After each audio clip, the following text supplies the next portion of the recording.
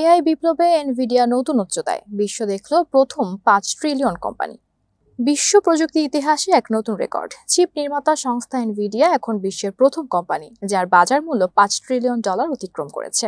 কৃত্রিম বুদ্ধিমত্তা বা এআই এর উত্থান এই আমেরিকান টেক জায়ান্টকে এনে দিয়েছে এমন এক সাফল্য যা মাত্র কয়েক বছর আগেও ছিল অকল্পনীয়। এই উত্থান কতটা দ্রুত ছিল? কোম্পানিটি মাত্র 3 মাস আগে 4 ট্রিলিয়ন এবং গত বছরের জুনে প্রথম 1 ট্রিলিয়ন মূল্যায়নে পৌঁছেছিল। এই সাফল্যের মূল কারণ হলো জেনারেটিভ এআই এর জন্য অপরিহার্য এনভিডিয়ার উন্নত চিপসের আকাশছোঁয়া চাহিদা।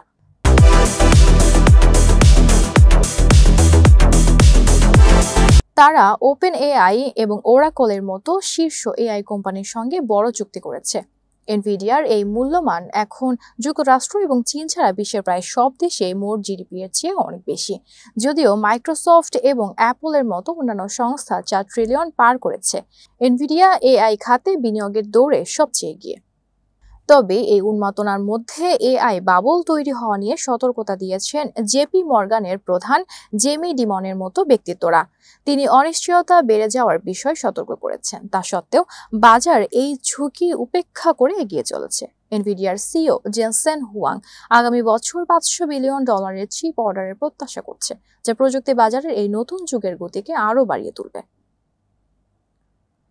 এনভিডিয়া গ্লাসডোর এর র্যাঙ্কিংয়ে ধারাবাহিকভাবে এবং কাজের বেস্ট প্লেসেস টু ওয়ার্ক হিসেবে স্বীকৃতি পেয়েছে, যেখানে এর সিইও জেনসেন হুয়াং কর্মীদের মধ্যে হাই অ্যাপ্রুভাল রেটিং ধরে রেখেছেন, যার মানে কর্মীরা তাকে সিইও হিসেবে সবচেয়ে যোগ্য মনে করেন।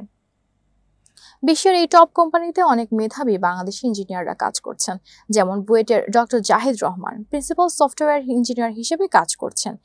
এছাড়াও আছেন ডক্টর হেমায়েত হোসেন, যিনি ডিস্টিংগুইশড ইঞ্জিনিয়ার হিসেবে দীর্ঘদিন ধরে এনভিডিয়ার সাথে আছেন।